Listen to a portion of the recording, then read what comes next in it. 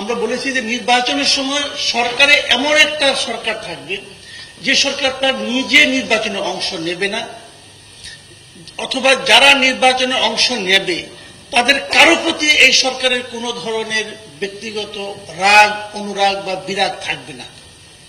এটি হল তত্ত্বাবধায়ক সরকারের মূল কনসেপ্ট। এখন যে বাস্তবতায় আমরা আছি, আমি মনে করি ডক্টর ইউনূসের যে সরকার, এই সরকারের এই নির্বাচন অনুষ্ঠানের কোনো ধরনের নৈতিক অধিকার নাই, নৈতিক যোগ্যতা নাই। এরা নির্বাচন করার অযোগ্য। এই কারণে অযোগ্য যে উনি নিজে একটা পক্ষ হয়ে গেছেন। উনি ফিনান্সিয়াল টাইমসের কাছে নিজে স্পষ্ট বলেছেন উনি ছাত্রদের একটা ছাত্রদেরকে একটা রাজনৈতিক দল করার জন্য উনি তাদেরকে উৎসাহ দিয়েছেন, প্ররোচনা দিয়েছেন। ছাত্ররা বলেছিল যে আমাদের তো কেউ চেনে না, আমরা কি একটা আসনও পাবো? উনি পাল্টা বলেছেন তোমাদের সারা দেশের লোক চেনে, তোমরা একটা রাজনৈতিক দল করো। তো উনি যদি একটা রাজনৈতিক দল করার জন্য উনি প্ররোচিত করে থাকেন, তাহলে সেই দলের প্রতি ওনার যে কোনো সিম্প্যাথি, কোনো ভালোবাসা, কোনো ফিলিংস কাজ করবে না? অবশ্যই করবে।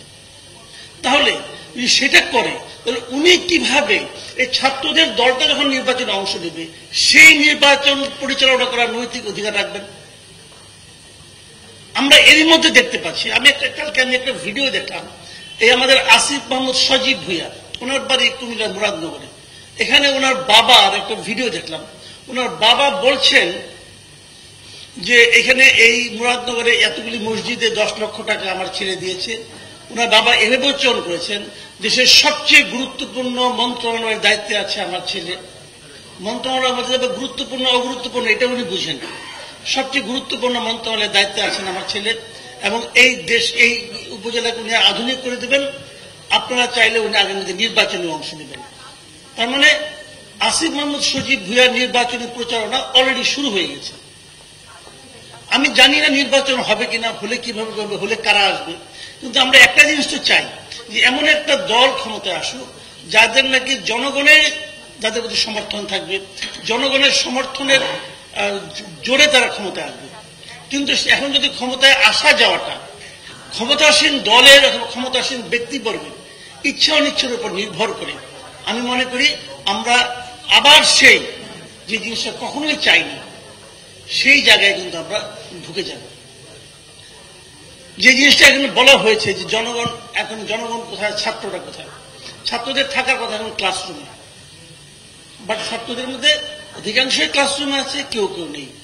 আর জনগণ তারা এখন বাজারের দর আর নিজের পকেটের সামর্থ্য এই দুটোর হিসাব মিলাতে যে হিমশিম খাচ্ছে। আর এগুলো নিয়ে কারো কোনো মাথা ব্যথা নাই। যারা দায়িত্বে আছেন তারা নিজেদের আখের গোছানোর চেষ্টা করছেন। আমরা মনে করি আমরা আসলে এই 6 মাসের অভিজ্ঞতা থেকে বলতে পারি কিছুই পাইনি, একটা জিনিস ছাড়া, যে এখন আর হাসিনাকে দেখতে হচ্ছে না। এটি আমাদের একমাত্র তৃপ্তি, এছাড়া আমাদের আর কোনো তৃপ্তি নাই। কোনো ক্ষেত্রে তার চেয়েও ভয়ঙ্কর অবস্থা দিকে আমরা যাচ্ছি।